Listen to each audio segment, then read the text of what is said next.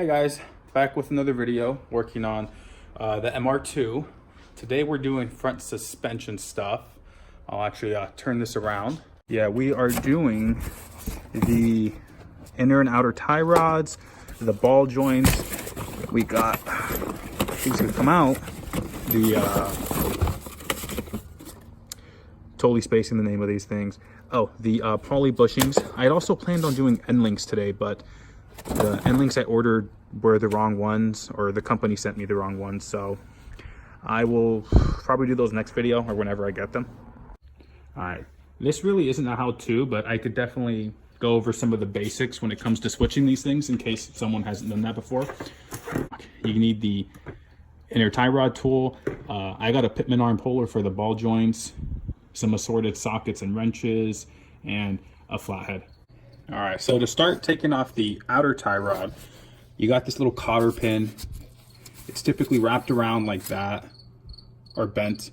So you unbend it, which I have already done, and then you just tap it out. It's really simple. Fortunate this one's coming out relatively easy. Sometimes they can be a huge pain in the ass.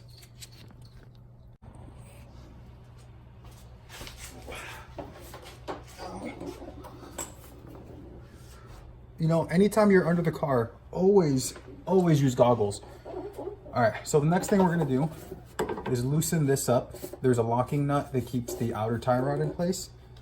What I will say is you should probably use a, I can't even remember the name of it right now.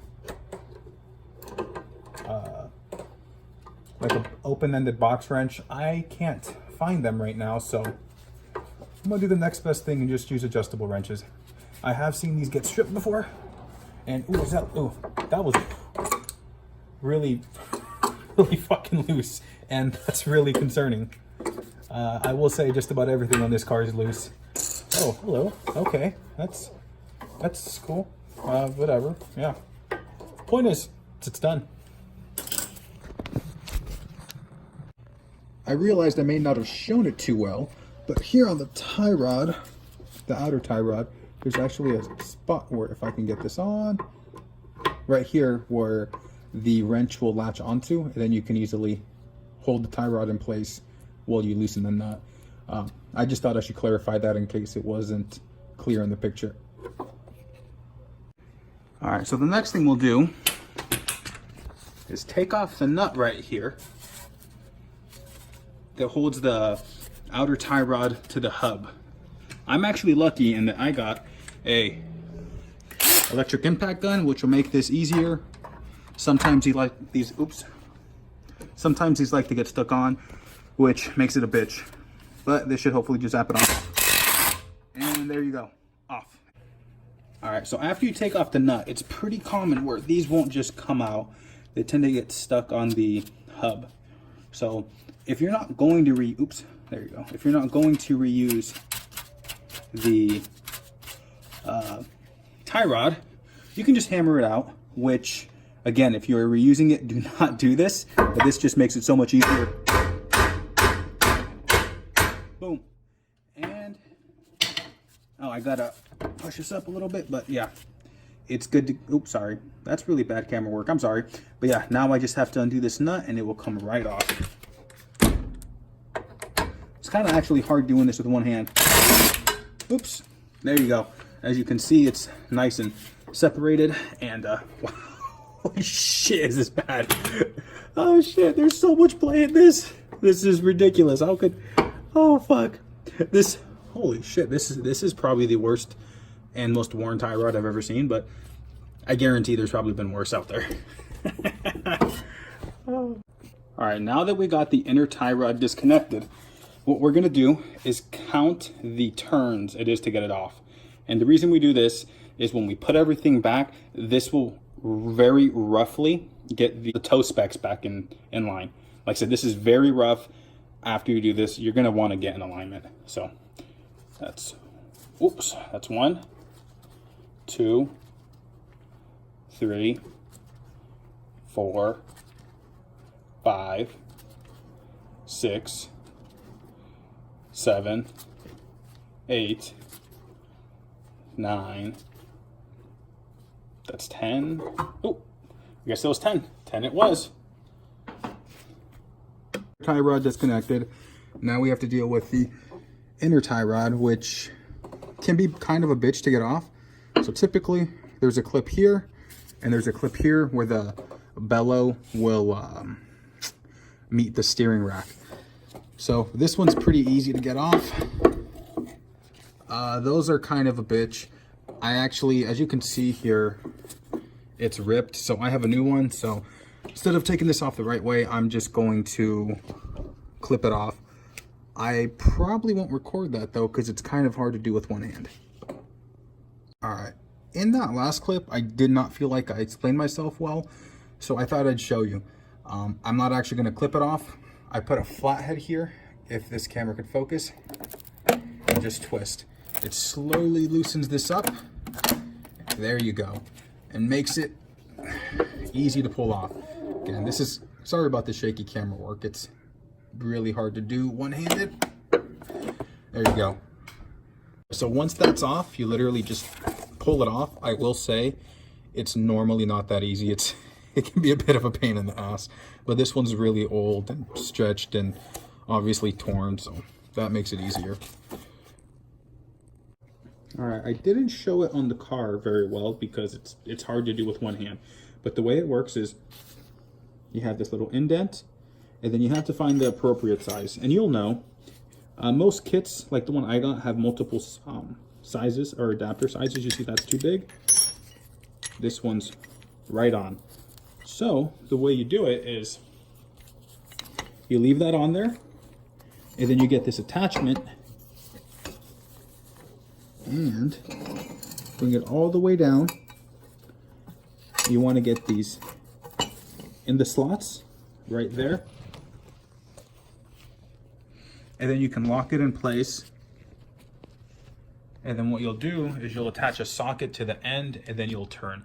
I really recommend a bigger breaker bar because it makes it so much easier. All right, there's one little important detail. So as you screw in the new tie rod, they come with these washers, and you see that the steering rack has this little indent. So you want to make sure to line up the indent with the little piece on the washer that extends out.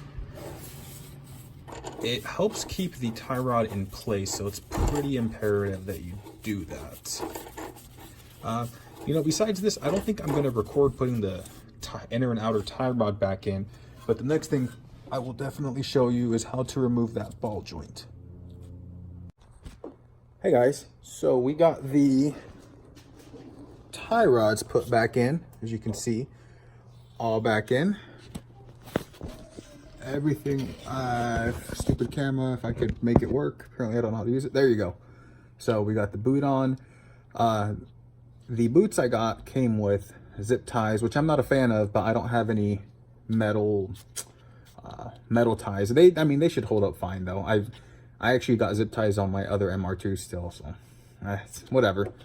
Like I said, everything's back on. So now we're gonna go to the, oh, if I could get this right, to remove the ball joint. We'll start by taking off the cotter pin again, or another cotter pin, unbolt this, and then we have two, again, sorry, we have two bolts here that we'll have to take off.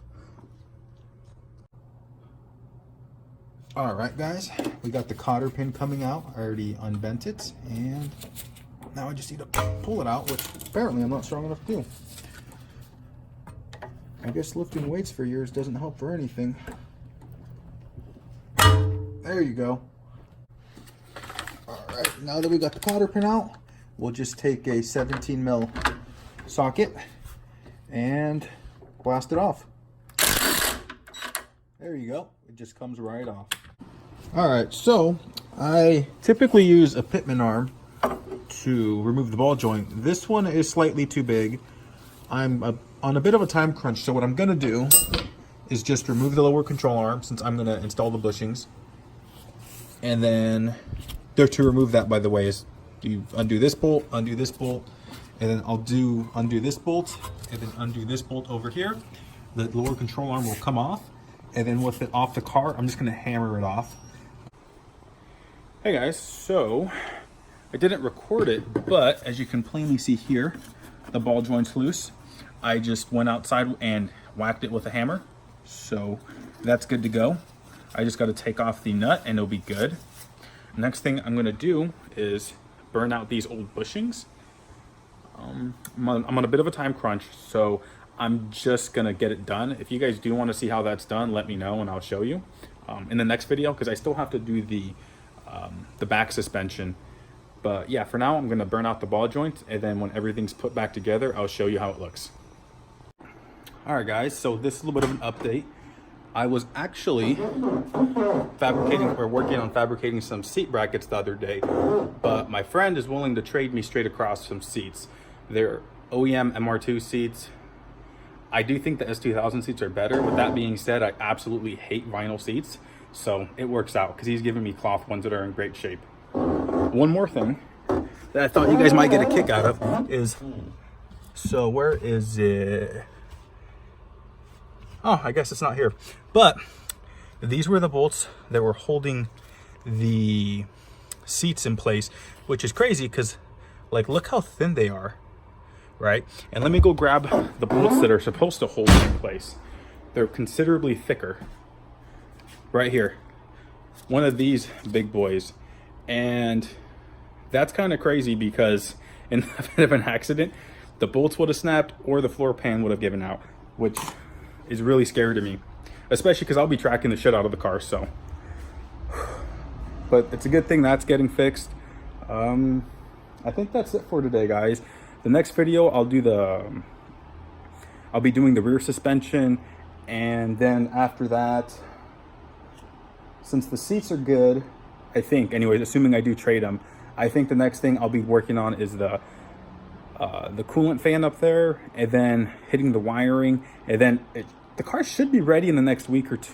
Yeah, I'm gonna say 2 to 3 weeks to start hitting the track. So when that happens, I will post a video. Thanks. All right, thanks for watching, guys. I appreciate it. You know, I always appreciate constructive criticism. So if you got any comments or suggestions to make the videos better, I would love to hear it. Sorry I didn't fully show everything as far as how to put the suspension back. My girlfriend is very supportive of what I do. With that being said, I will be in big trouble if I don't spend time with her. So like I said, like, comment, subscribe if you would like to continue watching me building this shitbox. Thank you.